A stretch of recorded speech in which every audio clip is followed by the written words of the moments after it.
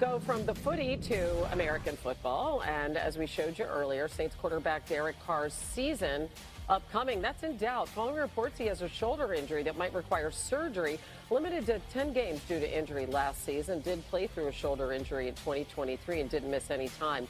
But with this news, ESPN Bet has the Saints as the favorite now to draft quarterback Shedeur Sanders. They actually have the 9th pick in this draft as we welcome in draft analyst Matt Miller. So if Shedeur is there, particularly on the heels of this Derek Carr news now, is this a must pick for New Orleans in your estimation, Matt?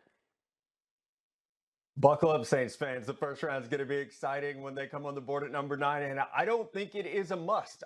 Didn't think quarterback was a must for them, even with Derek Carr on the roster. I don't know that this injury changes your future outcomes. If you don't love a quarterback at number 9, don't reach to take one. This front office, I know it's a new head coach in Kellen Moore, but GM Mickey Loomis actually selected Spencer Rattler in the 5th round last year. They like him as a developmental player. He'll be taking the first team snaps when this team starts voluntary workouts on Monday. You don't have to take a quarterback this year. You can effectively tank behind Spencer Rattler and set yourself up for, guess who could be in next year's draft?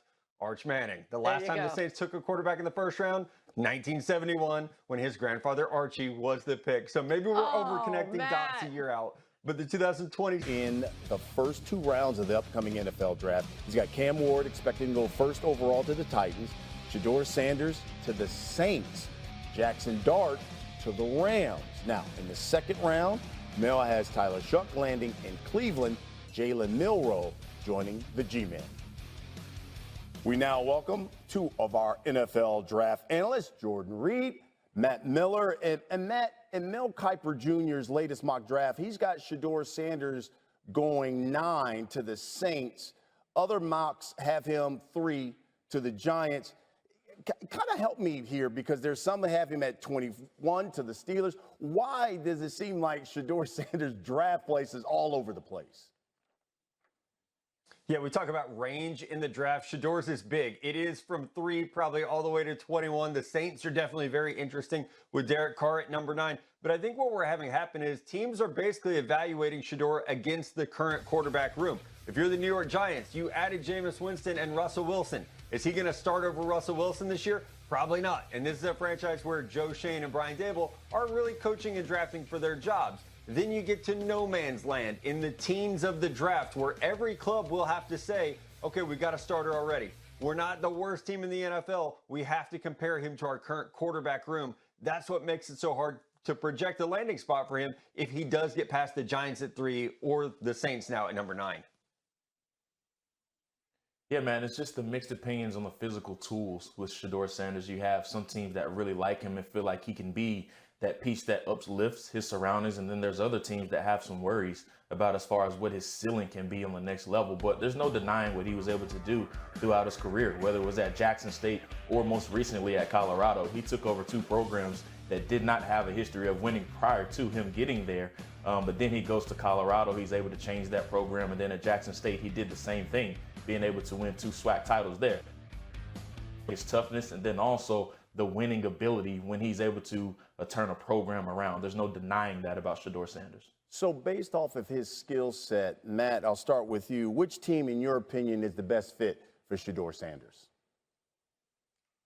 I'm going to go a little bit out of left field here, guys. How about the Miami Dolphins? They have a quarterback in Tua Tagovailoa who's had injury and concussion issues. That is really what's holding Miami back, is Tua's inability to stay healthy. If he happens to get there, to pick number 13 in the first round, I think you have to consider it. In Mike McDaniel's offense, Shedeur's ability to play from the pocket, how surgical he is with his accuracy, the way that he understands space and timing. I think Miami's offense would be a perfect fit for him. You have Jalen Waddle, we have Tyreek Hill, a good stable of young running backs, and an offensive line in front of him that would be able to protect him. Now, the likelihood that Miami takes a quarterback in the first round is probably slim, but we've seen this before when players like Jordan Love slipped through the cracks in the first round. The Green Bay Packers said, hey, we're going to need a quarterback again eventually. Let's go ahead and take one now. So if we're just talking best fit, I love Miami for Shedeur. Yeah, that's a really underrated one, Matt, but I'm going to go with a more obvious one in the New Orleans Saints. I think the Saints have a huge need at quarterback, especially after the Derek Carr news that came out. yesterday. This is a big decision for the Saints to make. They're definitely a team that always feels as if they're in win now mode. And it's obvious that they need a long-term quarterback of the future. They took Spencer Rattler in the 5th round, and they still can figure out if they have anything in him. But why not add Shedeur Sanders to the room with Chris Olave, Rashid Shaheed, and then some of the other weapons that they do have with Alvin Kamara in the backfield. So you take Shedeur Sanders at number 9 overall. Now you have your cheap option to take on while you try to figure out the whole Derek Carr situation and with that moving forward.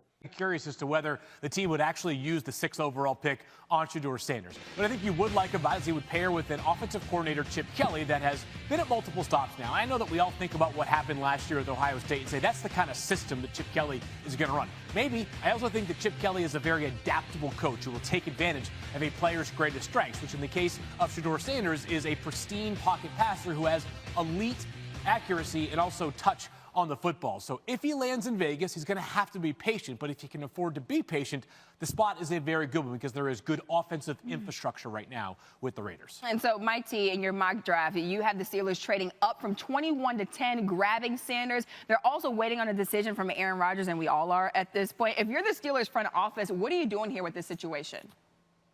Yeah, I mean, I actually like both situations and maybe a combination. So if you could get Aaron Rodgers, and I'm presuming when the owner comes out, the league meeting and said, hey, we're going to sign him, they may sign him. That's a 1-year deal. I love Shedeur Sanders there long term. I think it's an ideal fit with what they want to do offensively from a standpoint of strong running game, play action pass. And now that you have George Pickens, DK Metcalf, and Pat Freiermuth with the accuracy of Shedeur Sanders, you win for today with Aaron Rodgers, and you develop for tomorrow with Shedeur Sanders into the future. They're in a much better quarterback situation with that combination than at any point since Ben Roethlisberger. So Shedeur Sanders sounds like a good long-term fit for this Raiders team. Gentlemen, let's look at some other teams with QB needs and play QB or not QB. You see what we did there with that one? All right, we can all agree that the Titans are taking Cam Ward at number 1. Yes, we all agree on that. So, Mike T, I'll start with you. Should the Giants take a QB or the best available player at that 3rd pick? Best available player, I mean, look, there's 2 great players here, Travis Hunter and Abdul Carter. You can't pass on greatness. I think there's an opportunity for either of those teams, Cleveland or the Giants, to come back up in the 1st round. But if you could get Travis Hunter that we're looking at here or Abdul Carter, you can't pass on guys that can be absolute dominant difference makers. Find the quarterback later on, take the great player at the top of the draft.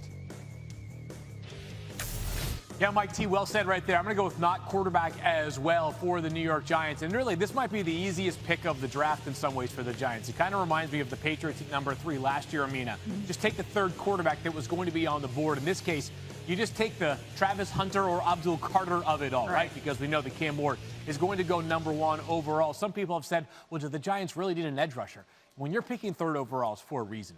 The most notable reason is you've got a talent gap. Yeah. Right now, you find the best player available, and you worry about whether you have enough pass rush at a later date. Because as far as I'm concerned, there's no such thing as having too many premium pass rushers. The Giants would all of a sudden have themselves one of the best trios of pass rushers in the NFL if they do get Abdul Carter at number 3. Yeah, you don't pass on a talent like Abdul Carter or Travis Hunter at all if you're picking at number 3. So, Phil, the Rams hold a 26th pick in the draft. So, QB or not QB? Yeah, to not QB is the answer for me with Los Angeles. Nico Imaliava, sources told ESPN's Pete Thamel this morning.